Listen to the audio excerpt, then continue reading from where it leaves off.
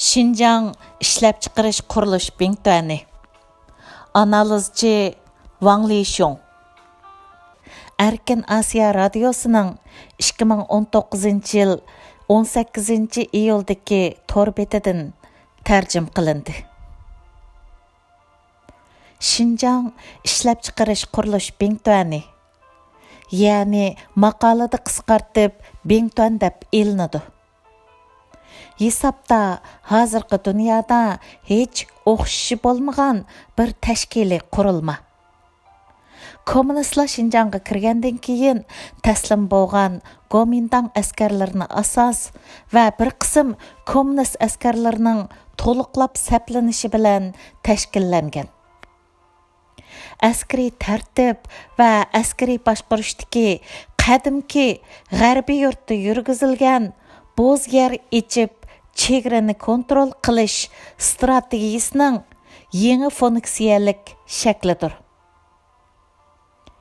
Bugun bevosita qarashliq 40 diviziya, 174 yeziglik maydoni va 99% Xitoy millatidan bo'lgan 2 million 600 mingdan ortiq nupusi bilan Bingtuan Sharq Turkistondagi ko'lami eng zo'r kuchga aylandi. Bingtuan Sharq Turkistondagi eng cho'ng Xanzular tashkiloti bo'lib, Beijing tarafidan o'lka darajalik deb qaralib, avtonom rayonlik hukumat bilan barobar o'ringa ega. Шинжаңның hamma yerda Bingtuan bor deganda, bu Bingtuan degan o'zgacha ism Bingtuan egallab turgan zaminni ko'zda tutadi. Umuman Шинжаңның hamma shahar noyillarida bir yoki bir qancha Bingtuan bor. Ba'zi yerlar hatto bevosita Bingtuanning atash usulidala atilib xaritaga elindi. Bingtuanning o'ziga qarashliq yezi bozor, jixi, adliya, taftish va mustaqil nupus tizimlash, nikah tizimlash, turma, akademiya, banka, straxoniya qatorliq yerlik hukumatning boshqarish doirasining sirtida bo'lgan maxsus siyosiy ijtimoiy apparatlari bor. Mən Bingtuanni Шинжаң avtonom rayoni ichidagi Xanzu avtonom rayoni deyman. Deng Xiaoping 1989 yili Шинжаңda xizmatlarni ko'zdan kechirganda Bingtuanni Шинжаңni muqimlashtirishdagi yadroliq kuch degan edi. Шинжаң mustaqilligini yoqlaydiganlar bo'lsa, Bingtuanni qurolliq tajovuzchilar deb qaraydi. Шинжаң masalasida Bingtuan yandab o'tib ketgili bo'lmaydigan bir taraf. 20 asrning 60-yillardagi Jongo Sovet to'qinishi davrida Шинжаңning necha ming kilometr Sovet Xitoy chegarasi mushu Bingtuanning boshqarishiga o'tkazib berilgan. Ular yerlik aholini ko'chirib etib, kengligi 10 kilometrdan 30 kilometrgacha bo'lgan Bingtuan dehqonchilik maydon balvig'ini qurib chiqqan. 400 dan ortiq Bingtuan qurolliq kuchi yil bo'yi qurolliq chegara razvedka qilish vazifasini o'tab, Sovet revanizmiga qarshi qonliq sepilga aylangan. Shundaqla askariy ashliq yemaydigan, forma kiymaydigan, harbiy pakon taqmaydigan va umr bo'yi pensiyaga chiqmaydigan million kishilik harbiy kuch bo'lib qolgan. Bingtuan boshqarish qatlamidagilarning o'zini maqtab, kech-kunduz demaslik, tog'u daryo bo'lsimi yonmaslik, qat'iy ikkilanmaslik, qoymoqmaslik, chaqirgan hamon kelish, har qanday jangda g'alaba qilish degani mush edi. Bingtuanni muayyan iqtisodiy qurilma deb qaragandan ko'ra, bozger içip chegarini saqlag'uchilar deb atash texmi muvofiq. Jungoning mo'yim nuqtini iqtisodga yetkash siyosati bo'libmi bozor egiligi siyosatini yo'lga qo'yish boshlangandan keyin Bingtuanning qurilma nomunosibligi kunsir gavdilanib chiqdi. Planliq egilik davrining tipik төрәлмісі болған bu hasilat köp iqtidorliq bir zo'r apparat bo'lib, mas holda nurg'unlagan hukumat funksiyasi va nurg'un ijtimoiy ishlarni bejirdi. Faqat yük bo'lib qolgan xizmatchilarlar necha 10 mingdan oshidi. Nurg'un kishilar uni 4 g'alitidan ya'ni bajni hukumat topshirdigan, ijtimoiy ishlarni korxona bejirdigan, ishchilar uyushmasi dehqonlardan tarkib topgan, askarlarga harbiy xarajat ketmaydigan, tuzilgan g'ayri o'sma deb qaraydi. Bu apqashti gaplar avomning uningga bo'lgan kinoylik qarshining jonliq ifodalanishi. Agar haqiqiy ma'nodagi bozor egiligi o'zgarishi elib berish to'g'ri kelsa, burunqilardan miros qolgan bu siyosiy qurilmadan voz kechmakdan boshqa amal yo'q. U holda Bingtuanning mavjud bo'lib turish sababimi chek basmay qoladi.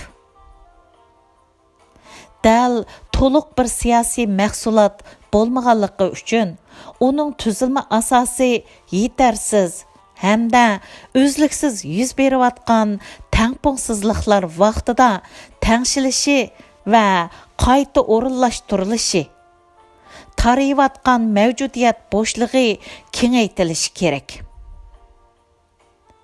Tafsiliy tadbir choralar kam bo'lmasimi, lekin uzun yillar yig'ilib qolganligi, qatlamlardagi aniqsizlik, umumiy qurilmadagi g'ayrilik Bingtuanning noiti murakkabligini shakllantirgan.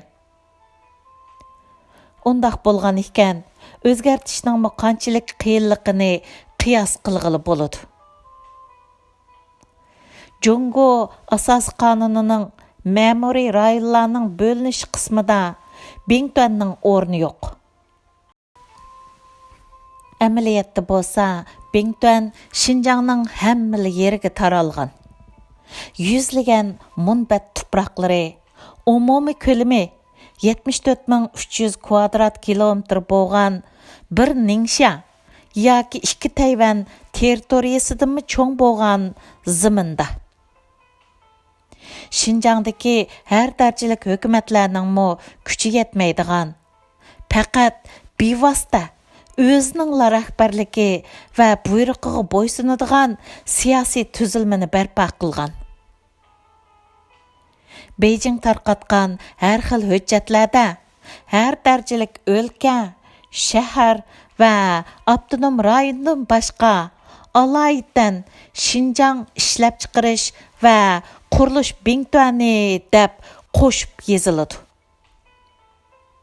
Aniqki, umumiy tizimlikdagi bir rasmiy o'lka. Xinjiangda aslida millatlar o'zini o'zi boshqaradigan avtonom rayon tuzumi ijro qilinadi deyilgan bo'lsa-mu, ammo necha yuzlagan avtonom oblast, avtonom noya, avtonom yezlarni qistirish orqali aslidagi avtonom rayonni avtonom bilan bo'lib o'tish usuli qo'llanilgan. Buning qonuniy izohati qanday bo'ladi? Izohlig'i bo'lamdi. Jungoning asosiy qonunda har darajalik yerlik hukumatlar, sud mahkamasining boshlig'i, taftish mahkamasining boshlig'i degandaklar shu darajalik xalq qurultiyi tarafidan saylanadi deyilgan. Ammo Xinjiangning Shixanzi shahriga o'xshash birli vaqtda ham avtonom rayonlik hukumatga qarashliq, ham Bingtuanning tabaligida bo'lgan qo'sh tavallik ma'muriy joylar bor. 300 mingdan ortiq nüfusga ega bu shahar 1950-yilda faqat necha 10 oilalik bor kichik bir kent bo'lib, butunlay Bington sabablik yo'qdan barliqqa kelib, hozirgi holatga kelgan. Bingtonning Shixanzi shahrini butunlay o'zining shaxsiy mulki qatorida ko'rishning ma'lum jihatdan asosi bor. Ammo qonuniy nuqtadan qaraganda cho'qim avtonom rayonning boshqarishida bo'lishi kerak edi. Növbətdə qo'llanayotgan birinchi usuli bo'lsa, atalmış diviziya bilan shaharni birlashtirish tuzumi bo'lib, yezi egilik 8-diviziya boshlig'i o'xshash vaqtda Shixanzi shahrining shahar boshliqlik vazifasini ustiga oladi. Bu mohiyatda zidliq. Diviziya boshlig'ini Bington saylishi, shahar boshlig'ini shaharlik xalq qurultiyi saylishi kerak edi. Bington albatta o'zining mohiyatlik belgilash huquqida ching turdi. Ammo yerlik hukumatning qonuniy nuqtadan qo'ygan gumoniga qarta qoyil qilarlik javobi yo'q. O'xshashla Bingtonning o'zining adliya va taftish sistemasi ilgari bosh sotchi va bosh taftish har darajalik partiya komiteti tarafidan tayinlanadigan qoida bo'lib, davlatni qonun orqali idora qilish targ'ib qilinayotgan bugungi kunda qanday qilib qonun bilan to'qinishib qilishdan saqlanish Bington izchil duch kelgan qiyinchilikdir. Bington imperializm davrining mahsuli bo'lib, hozirgi zamon taqozo qilgan qonuniy, madaniy, iqtisodiy va filologiya asosi yetarlik emas. Faqat hokimiyatning irodasini saqlash yuzidan bir masalani siyosiy qarash bilan yoki qonun bilan bartaraf qilishning to'qinishidir.